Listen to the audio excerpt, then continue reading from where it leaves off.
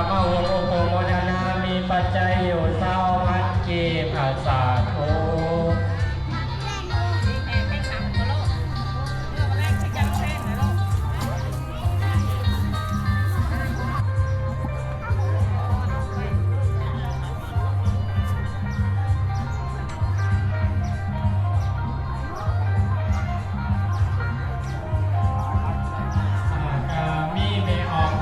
บ้านนูนจันทร์ก็มีปัจจัยอยู่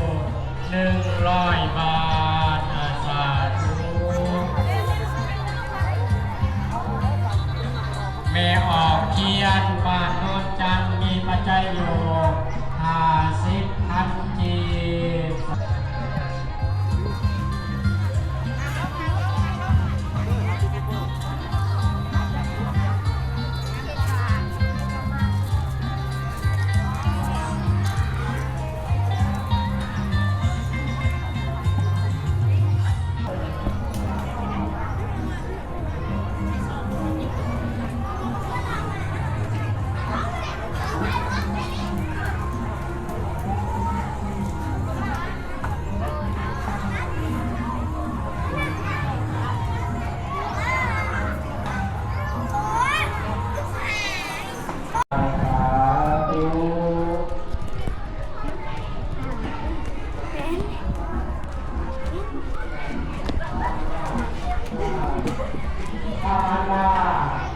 มีปัจจัยอยู่20,000 กีบสาธุโอ้โหโปรดนะ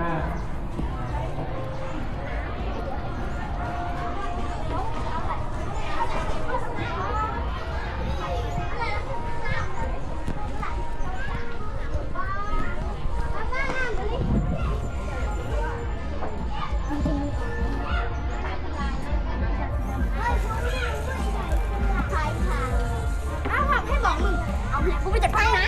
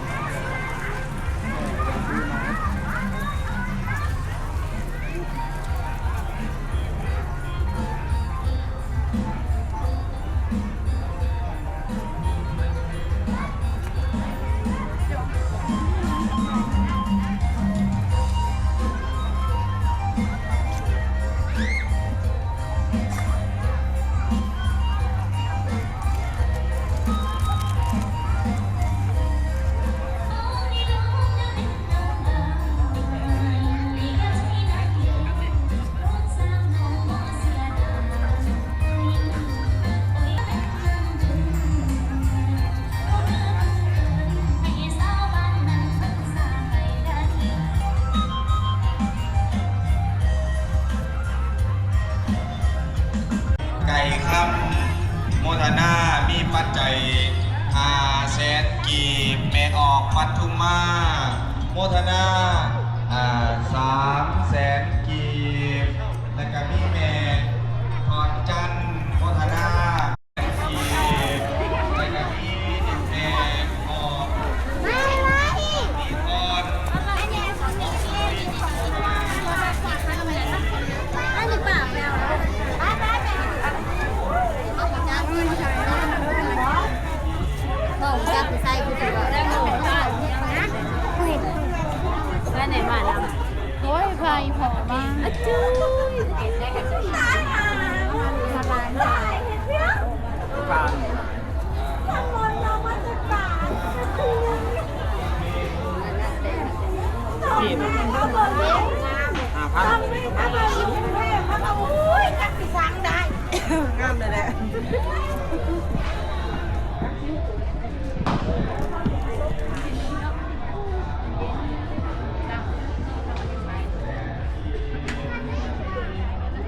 หกค่ะ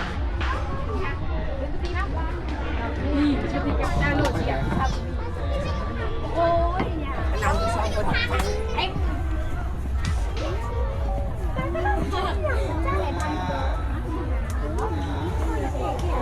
โมมาคนเดียวเลยต้องมา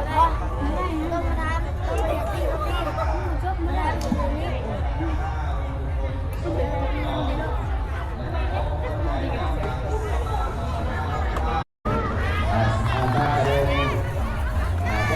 การด้านนี้ก็เกี่ยวกับฟุตบอลกีฬาปากเซ่ที่ว่าเป็นฟุตบอลจากโรงเรียนเข้าไปเรื่องก่อก็ฟุตบอลที่สองรายการที่สองเป็นฟุตบอลตองตุ้มนอนสำหรับน้องนักเรียนมอต้นบ้านบางลำจันรายการที่สามแม่ฟุตบอลมัดลำความที่โยนมาน้องนักเรียนจากน้องนักเรียนมอไปแค่ก่อนและการที่สี่ฟุตบอลเพิ่มเกี่ยวแยกกันมา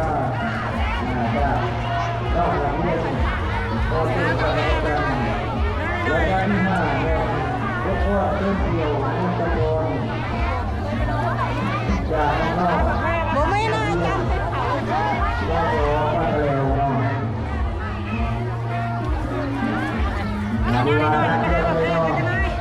น้องการเที่ยวไปเที่ยวหัวหอนมะนาวเที่ยวเลยน้องแต่ว่าไม่ใช่ว่าจะร้องแบบที่บ้านต้องตุ้มน้อง